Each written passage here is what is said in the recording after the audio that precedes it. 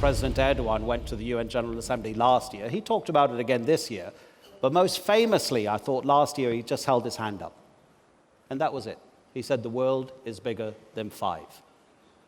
Give us an analysis of the world today in which the global south is rising. We are at the cusp of a new beginning, an emerging order in which those who want to see a regenerative socioeconomic system supported by a political governance system which is human-centered.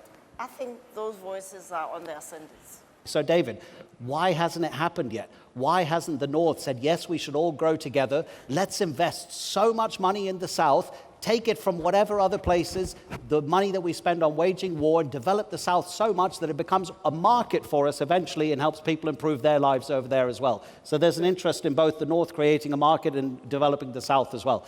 And the problem, Adnan, with disruption is it disrupts. That's the thing. And you can say, isn't it fantastic and gee whiz and it's great, but disruption disrupts people. And those people now, for the first time ever, happen to be the people in what we call the North, the former top dogs, to a degree, Northwestern Europe and the United States. And I think it's incumbent on us to understand their anxieties, because in a democracy, if you disrupt via either migration, number one, or via moving the industrial capacity of the North to the East, and as a consequence bring down the real wages of working class people, it's not surprising that there's a certain democratic kickback, and that kickback is Brexit or Trump or the various populist movements in Western Europe and of course in North America.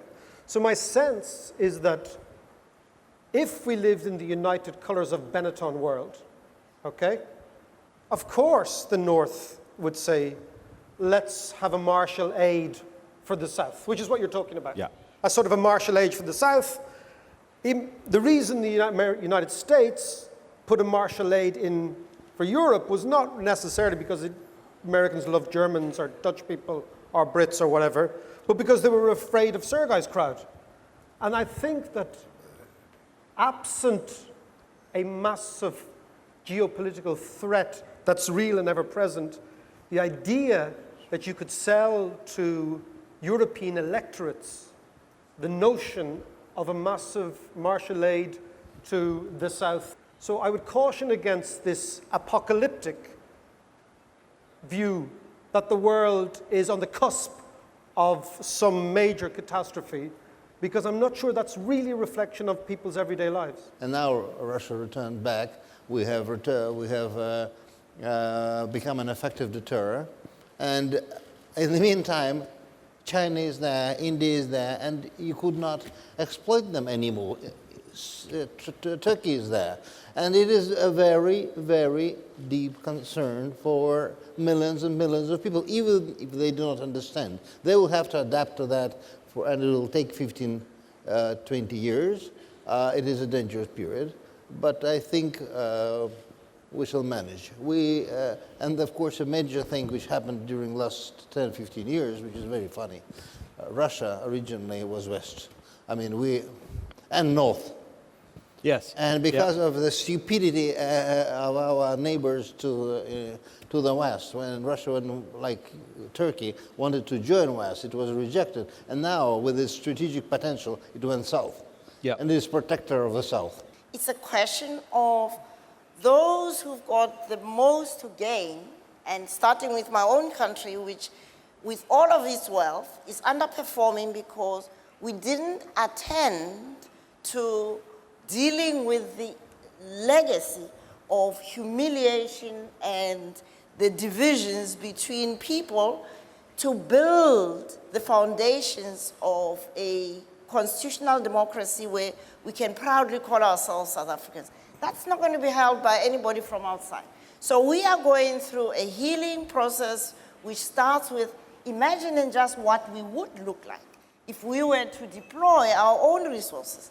Because once we do that, we can become, together with Nigeria, with many countries in the East, real engines of growth of Africa, then the North will have to come and learn from us. I believe that the rising of the global South is not a threat to the North, not at all. Contrary, the South can contribute, greatly contribute in achieving the common goals of developing our world and making, granting prosperity to all the nations. So I believe that the regional organizations like Turkic Council can play a greater role in balancing these relations. When we talk about the rise of the global South, it is in essence, at the core, the rise of emerging Asia, foremost China and India.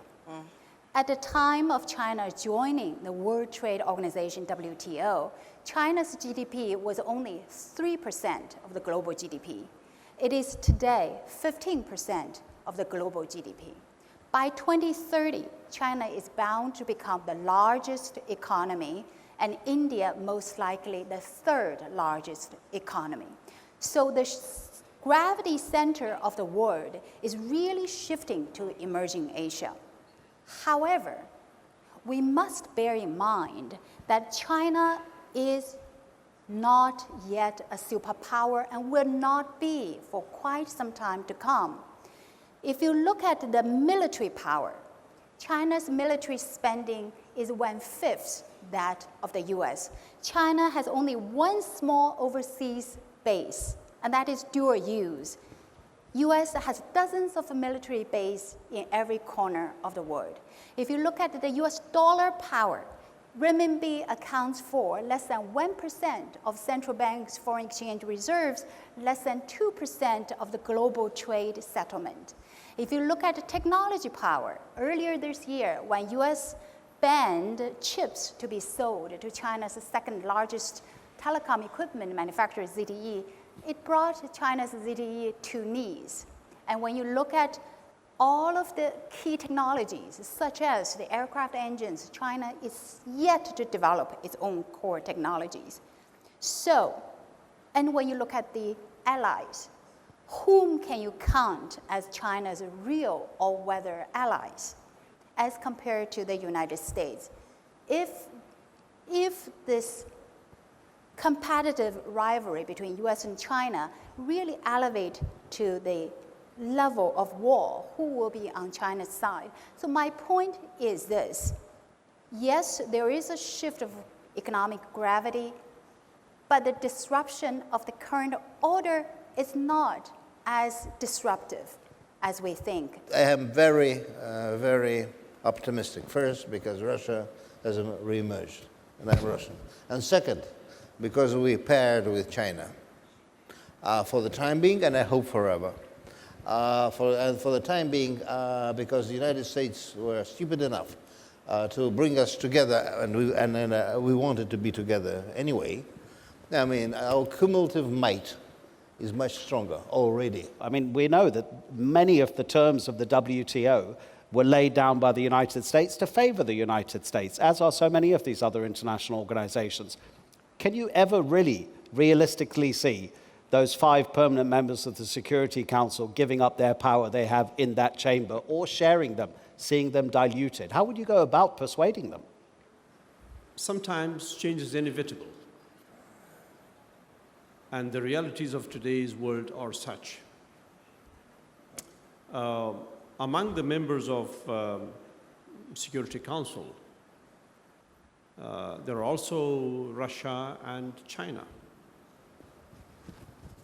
And yes, they have veto powers, no doubt. They can block moves if they don't want to, just like the other 3 have. But a more balanced Security Council will probably be in their own interest as well, as major powers. And then the sheer fact of the shifting sands of international politics. Russia and Turkey have been talking in the past few months about moving away from a system that relies on the dollar, that Bretton Woods system that has made the US dollar the most tradable currency in the world. Just recently, Mevlut Çavuşoğlu, the Turkish foreign minister, went to Venezuela. They signed an agreement that they will use their local currencies for bilateral trade. Would China be interested in joining that proposal by Russia and Turkey to bring countries together that will lessen their dependence on the US dollar? To lessen the dependence on US dollar is, of course, also in China's interest. However, to get there, it's going to be very, very challenging. To have all of the trade, commodity trade, to be not denominated by US dollar, I think it's going to be hard. There will be some swap agreement. There will be some trade in local currencies. However, US dollars is still going to be a safe haven currency for reserves. I don't think we see a substitute. Now, when China can really play its economic power is when China becomes not just a net exporter, but become more of a net importer. So my sense, what is happening, is that the United States is waking up to the fact that China, as we've pointed out, and Haiyan has done a really brilliant job at crystallizing everything, that China is doing very well, thank you very much, and will continue to do so. The Americans are a little bit fed up because they feel they're paying a hell of a lot. This is the sort of thing that our friend with the yellow face the orange face tends to go down into the heartland and say, we're getting screwed over by the rest of the world. This is the disruption that disrupts. And the question for us is, can we preserve a political and economic system that is sufficiently flexible to deal with this disruption? Because look at the history. If you walk around this city is the evidence of demographic, political, and cultural disruption for 2,000 years. This is the story of humanity. It's not new. The ramifications are not some magnificent idea that we've just come up with. The question is, are more people better off this evening at home than they were 25 years ago around the world? The answer is yes. Haiyan, Wang, as Mamphela said, China plans 100 years in advance. It's always been one of its great, great strengths that it looks so far ahead, more than any country in the North. Is China now preparing for the fall of the American empire? All empires rise and fall. A famous book was written about it. We need to remember that even when China becomes the largest economy, China's per capita GDP is only going to be 1/4 that of the United States. We also need to remember that as much as there is a saying that China's miracle is because of socialism with Chinese characteristics, in reality, it is a lot of capitalism with Chinese characteristics. When you look across emerging markets, the paradigm shifting forces that helps an economy to grow is not towards more state, but towards more market. It is this fundamental change of the DNA from bureaucrats to entrepreneurs, from state to market, from rural to urban, from agriculture to industry to services, from illiterate to literate, leveraging the power of technology. It is these fundamental market forces that have brought China to where China is today. Going forward, for China to continue to rise, China must undertake fundamental structural reform, and that reform is exactly to do what the Chinese government, what the party has promised back in 2012, to let market play a dominant role, to let the country be governed by rules of law.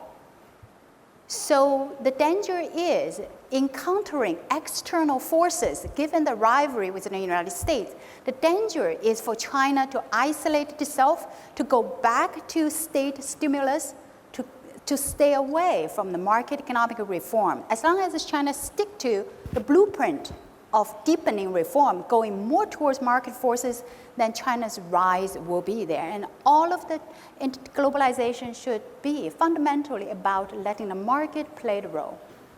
Europe, by the way, will be our western flank because it's also Eurasia.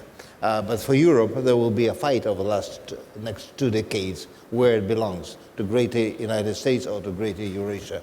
Unfortunately, Europe, it is to my regret, because culturally I am European, Europe, I don't think, will play a leading separate role in the future world. But it will be a world where Russia would feel very much comfortable, because we're sitting on, we are balancing, we're sitting on several benches, and well, it's not bad. I think Haiyan has painted a picture which is really interesting, which is the picture of a very powerful China allowing the United States ride into the sunset without knowing it's riding into the sunset, which is very, very interesting, because it's arguably one of the very first times in big power history that you have an emerging power that doesn't want to be the top dog, that actually has got a certain amount of maturity or a certain amount of worldview that says, allow the United States do their thing. But I come back to the central point. What Mamphela was talking about is dignity. And the single biggest conference of dignity is to come out of poverty. Poverty, when you are poor, you have so little dignity because you don't have the resources. And it's very hard to be empathetic when you're poor because you're struggling. And if China is happy to allow the United States gradually come to terms with its own fragility in a non-confrontational manner, and the last 20 years has provided a global system that is not perfect, but we should never let the perfect bully the pretty good. It's so easy to say, here's a perfect world, so I'm going to let this notion of perfect bully what isn't a bad place. And you pointed out, I don't have the figures to hand either, but India and China, the amount of people who've come out of poverty, and when you come out of poverty, you get a little bit of dignity. So I was looking into the sky there, not least because I was trying to process the implication of what Haiyan said, and the implication I think is quite radical, which is that China is quite happy to allow the United States to become not enfeebled, but less powerful without inflaming the United States' ego, which we know is rather fragile.